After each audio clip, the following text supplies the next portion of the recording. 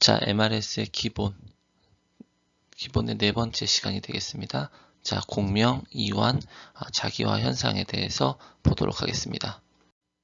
자, 앞선 이제 시간을 약간 간략하게 리뷰를 하자면 먼저 일반적으로 빛은 여러 파장의 빛이 합쳐져 있는데 이를 프리즘으로 통과시키면 파장에 따라 이렇게 나뉘게 되고 이 분포를 스펙트럼이라고 하고, 자, 햇빛은 프리즘에 통과시키면 자, 다음과 같이 우리가 보셨던 빨주노초 파란보와 같은 연속적인 스펙트럼으로 나는 연속 스펙트럼 형태를 보이고 있습니다. 자, 앞서 연속 스펙트럼과는 반대로 원자의 구조 때문에 원자마다 특정한 파장의 빛들만 방출하며 특정 파장의 빛만 띄엄띄엄 갖는 이런 형태를 선 스펙트럼이라고 합니다. 자, 18세기 후반 이런 스펙트럼에 관련한 다양한 연구들이 진행되고 있을 때 우연히 피터 리 제이만은 자기장 상태에서 변화하는, 즉 자기장이 원자에서 나오는, 즉 원자가 흡수하는 복사선에 영향을 미치는 그런 관련된 연구를 발표하게 됩니다. 자, 즉 자기장이 없을 때 나타난 나트륨의 두 줄의 선과 자기장을 걸어줬을 때 나눠지는 선 스펙트럼 형태를 발견하게 됩니다. 자, 이러한 연구들을 본 물리학자 볼프강 파울리는 홀수였던 자기 양자수를 짝수계로 만들어줄 새로운 양자수에 대한 연구를 하게 됩니다. 즉 고전학적으로 표현할 수 없는 전자의 본질에 대한 그런 연구를 하게 되는 겁니다. 즉 연구의 핵심은 말 그대로 전자는 양자수에 의해 정의되는 상태에 절대 하나 이상의 존재할 수 없다. 즉 항상 비유되는 표현으로 콘서트장에 하나의 자리에 두 명이 동시에 설 수 없는 그런 형태로 이제 관련된 스핀에 대한, 즉 스핀에 대한 개념을 설명을 하게 됩니다. 물론 이제 스핀이란 용어조차도 아직 나오지 않는 상태, 즉 스핀이라는 용어 자체도 아직은 등장하기 전에 연구가 되겠습니다. 자, 이어서 닐스 보어는 앞선 연구들을 통하여 전자는 특정한 궤도에만 존재할 수 있다고 하였고, 그 전자는 그 궤도에 해당하는 특정한 에너지 값만을 가지며 전자가 불연속적인 특정 에너지 값을 갖는, 즉 에너지 양자화라는 개념에 대해서 내용을 발표하게 됩니다. 자, 그렇다면 기존의 순서대로 먼저 연구 결과에 대해서 말씀을 드리면 앞서 피터 리 제이만이 이제 자기장 상태에서의 그런 나트륨의 그런 선 스펙트럼 형태가 바뀌는 것을 발견을 하게 되었고, 이런 유사한 연구들을 통하여 전자의 스핀에 대한 개념을 파울리가 이제 발표를 하게 되고, 즉 그리고 최종 완성이라고는 그렇지만 어느 정도 큰 이제 완성을 하게 된 닐스 보어가, 즉 불연속적인 상태, 즉 에너지를 잃지 않는 정상 상태에 관련된 내용을 말하게 됩니다. 자, 그런데 제가 발표한 그런 MRS에 대한 앞선 강의들은 시간적 순서와는 반대의 개념으로 이제 설명을 드리고 있었습니다. 그래서 기존의 내용들을 공부하셨던 분들이라면 조금 의아하셨을 수도 있을 텐데, 아무래도 이제 스핀의 개념에 대한 내용을 먼저 설명을 드리고 시작을 하려다 보니 기존의 그런 발표 순서와는 좀 반대로 그런 내용을 설명드리게 되었습니다.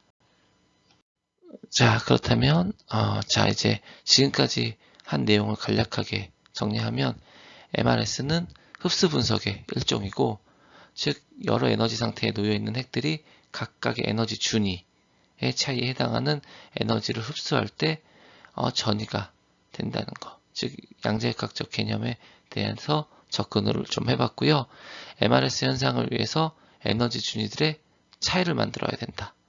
즉 에너지 준위 차이가 있어야지만이 말 그대로 전이가 되기 때문에, 자, 에너지 준위 차이를 만들어야 되고 이럴 때 스핀 양자수의 i인 핵은 이 i 플러스 1개의 불연속적인 양자 상태, 즉 에너지를 잃지 않는 상태가 되고, 우리가 많이 보는 양성자의 경우는 2개의 에너지 상태가 존재하게 됩니다. 그리고 자기 모먼트를 가지는 핵이 자기장 속에 놓일 때 델타 E를 갖는 다른 준위로 분포되는 것을 확인하였고, 즉 MR 신호 강도는 핵의 수에 비례한다는 내용까지 말씀을 드렸습니다. 자, 공명 현상에 대해서부터 이제 다시 본론 들어와서 말씀드리도록 하겠습니다. 이제 수식을 먼저 간단한 수식을 하나 보고 시작을 하면은 델타 E는 HV, 즉 에너지 준위에 대한 이전 시간에 보셨던 공식을 진동수와 자기장의 관계로 변경을 하게 되면 다음과 같은, 즉 V 진동수는 알파 자기장의 세기 곱하기를 2파이로 나눈 수식으로 변경을 가능합니다. 즉 이 수식에서 다시 라디오파 진동수, 즉 RF파 펄스와의 관계로 다시 변환을 하게 되면 오메가는 감마 H0라는 저희 교재에서 가장 먼저 나오는 텀으로 변경이 됩니다. 즉 1.5 테슬라는 약 64MHz라는 이 공식을 이 수식을 통하여 계산을 하게 되고, 어떻게 보면 MR 이미징에서 가장 중요한 텀 중에 하나가 되겠습니다. 근데 하나의 약간 팁으로 말씀드리자면, 스펙트로스코피 파트에서는 일반적으로 이미징 파트와는 좀 다르게 이 진동수를 기기 앞에 먼저 붙여주는 룰 같은 게 있는 것 같습니다. 1.5 테슬라가 약 64MHz라 그런다면 스펙트로스코피 장비에서 1.5 테슬라를 쓰는 장비를 64MHz 스펙트로스코피 장비 요런 하나의 그런 룰 같은 게 있는 것 같습니다. 자, 이제 앞서 보셨던 제 공식처럼 라마 주파수와 동일한 주파수를 외부로부터 주입을 하게 되면 핵은 에너지를 흡수하여 높은 에너지 상태로 전이가 일어나게 되고요. 이것은 우리가 너무 잘 알고 있는 공명 현상이라고 말을 하고 있습니다. 자, 교재에서는 보통 이해를 높이기 위해서 지구 자전에 의한 자이롭스키 운동에 비유를 하여서 보통 교재에서 기술을 하고 있고, 그리고 공명 현상부터는 양자역학 없이도 고전 물리학의 내용만으로도 충분히 설명이 가능하므로 이제 마치 스핀이 돌고 있는 듯한 그런 형태로 많이 설명을 하고 있습니다. 즉 잘못된 거나 잘된 거나 이런 내용이 아니고 어떤 론으로 설명을 하고 있는지의 차이이기 때문에 뭐가 맞고 잘못이고 그런 내용보다는 고전 물리적으로 설명을 하고 있다고 이해를 해주시면 조금 더 이해하는데 도움이 되실 것 같습니다. 즉 자전하고 있는 핵은 자기장의 세기인 외부의 힘을 받으면 핵이 자전에 의해서 생긴 자기 쌍극자가 외부 자장과 일치하지 못하고 외부 자장 축의 주위를 세차 운동을 하게 되는 다음과 같은 그림으로 보통 교재에서는 표시를 하고 있습니다. 자, 그렇다면 다음 장에서는 이제 RF 펄스가 됐으며 주입됐을 때 변화하는 과정에 대해서 조금 더 자세히 살펴보도록 하겠습니다. 이제 라모와 주파수에 해당하는 라디오파가 어떻게 주입되는지 살펴보도록 하겠습니다. 강한 외부 자장 속에 놓인 양성자가 세차 운동을 하고 있으며 이때 라디오파가 발생이 되게 되는데, 그림을 보시면 먼저 외부 자기장을 H0이라고 표기를 하였고 RF 펄스를 H1이라고 표기를 하였습니다. 이제 외부 자기장을 H0, RF 펄스를 H1이라고 명칭을 하도록 하겠습니다. 즉 주입되는 H1은 H0, 즉 외부 자기장과 직각인 방향으로 놓여야되며, 즉 일반적으로 외부 자장 H0은 G축에 있다면 H1, RF 펄스는 X축에 보통 놓여지고, 그리고 한 가지 더 말씀드리면 신호를 수신하는 즉 리시버 코일들은 Y축에 이제 놓여지게 됩니다. 자, 라디오파를 발생시키는 코일, 즉 저희가 보통 오실레이터 코일이라고 하는데 그림에 나와 있지 않습니다. 오실레이터 코일에서 생성되는 H1은 즉 RF는 보통 두 가지 종류가 있습니다. 자, 한 가지는 자, 그림과 같이 이제 방향까지 동일한, 진동수도 같고 방향도 동일한 그런 게 되겠고, 다른 한 가지는 방향이 다른 반대 방향으로 돌고 있는 성분이 하나 더 있겠죠. 그림에는 공명 현상에 대한 고전 물리 쪽에서 가져온 그림이다 보니 이 부분이 생략되어 있는데, 보통 일반적으로 이것들은 보통 저희가 말하는 위상이라고 하고 있습니다. 그렇기 때문에 일반적인 이미징 파트에서는 위상을 제거하고 매그니튜드 이미지만 보기 때문에 그림과 같은 형태의 그림으로 많이 표시를 보여주고 있지만, 실제로는 반대 방향에 그런 RF가 하나 더 있다는 거, 이거는 꼭 참고해 주시고요.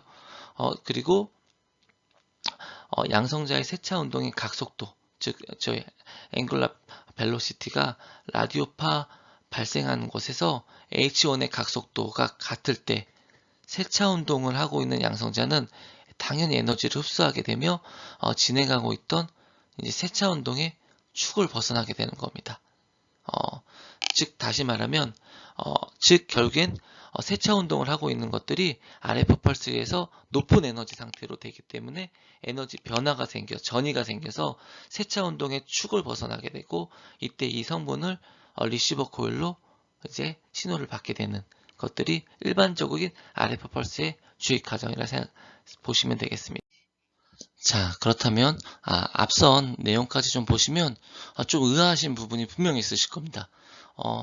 기존에 이제 외부 자기장을 저희가 보통 일반적으로 B로 보통 표시를 하고 있는데, 생뚱맞게 자꾸 H라고 표시를 하고 있고, 저는 그리고 RF를 자꾸 H1이라고 하고 막 하다 보니 헷갈릴 수 있는 부분이 있을 텐데, 요거는 저도 초반에 이제 MR 공부를 할 때 많이 저도 헷갈리는 부분이었는데, 뭐 이것이 100% 팩트는 아니라고 할 수 있겠지만 대다수의 견해가 바로 물리학과 화학의 차이라고 생각을 해주시면 될 것 같습니다. 즉 MR이라는 학문 자체 특성상 물리와 화학이 믹스 매치되어 있다 보니 물리학자들이 발전시킨 부분이 있고 화학자들이 발전시킨 부분들이 있고, 그리고 이미징 파트나 뭐 스펙트로스코피가 됐든 활용도에 따른 서로의 관점이 있다 보니 서로가 통상적으로 표시하는 그런 방식에 약간의 차이가 있을 수 있고, 일반적인 이미징 파트에서는 B라는 즉 공간의 즉 자기장의 개념이 둬서 B라고 보통 많이 표시를 하고 있는데, 스펙트로스코피는 아무래도 이제 고전적인 개념으로 쓰여진 책들이 아직 많다 보니 아직은 이제 공간적인 개념을 포함을 안 시킨 H로 보통 자기장의 단위를 아직도 많이 표시를 하고 있는 것 같습니다.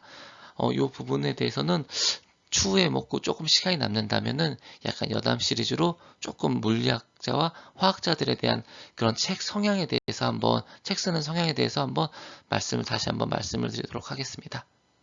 자, 그럼 표를 보고 이제 공명 형상에 대해서 간단하게 리뷰를 좀 해보도록 하겠습니다. 일단 공명 진동수에 대한 내용이 있고, 자연 존재비, 상대적 감도, 자기 모먼트, 스핀 양자수, 그리고 자기 회전비에 대한 정도가 나타낸 표인데, 저희가 앞서서 보셨던 이제 세차 주파수, 즉 라모아 주파수가 진동수와 자기 회전비가 직접적인 연관을 미친다는 것을 확인하였고, 자, 그렇다면 양성자와 탄소를 비교해서 본다면 진동수는 60과 15로 약 4분의 1 정도 표시되지만, 실제적인 상대적 감도는 1과 0.016, 즉 1대 100 정도로 큰 차이가 나타나고 있습니다. 즉 이 말은 자연 존재비, 자연에서 얼만큼 존재하는지를 또 보는 것도 되게 중요하다는 내용을 또 여기서 확인을 하실 수 있고, 즉 비율이 큰 양성자는 높은 감도를 가지고 있는 거고, 그리고 탄소는 감도가 상대적으로 진동수나 자기 회전비 등에 비하여 자연 존재 비율이, 즉 공명시킬 수 있는 존재비가 낮기 때문에 신호 감도가 현격히 떨어지는 것을 확인하실 수 있겠습니다.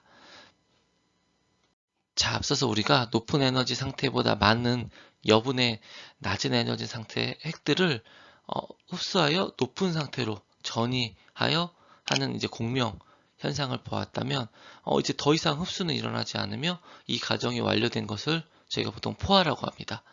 즉, 이 포화에서는 에너지 변화가 없다 보니 우리가 이미징이든 스펙트로스코피든 어떤 것도 얻을 수 없기 때문에 에너지 변화를 주기 위해서 흡수한 핵들의 에너지를 잃어버리고 처음의 상태로 되돌아오는 현상을 보통 저희가 이완, 릴렉세이션이라고 말하고 있습니다. 자, 이제 라디오파를 주게 되면 이제 공명 현상이 일어나고, 즉 x, y의 평면으로 이제 지축에 있는 벡터 m이 이제 x, y 평면으로 이제 옮겨지게 되는 것이며, 이때 더 이상 이제 RF를 끊게 되면 x, y 평면에 있던 새로운 벡터가 점점 줄어들게 되고, 더 이상 이제 RF가 존재하지 않으면 원래 크기로 이제 돌아가게 되고, 이때 돌아갈 때까지 걸리는 시간이 t1이고 x, y가 없어지는데 걸리는 시간이 t2고, 이를 각각 이제 롱디튜디널 트랜스버스라고도 불려지고 있습니다.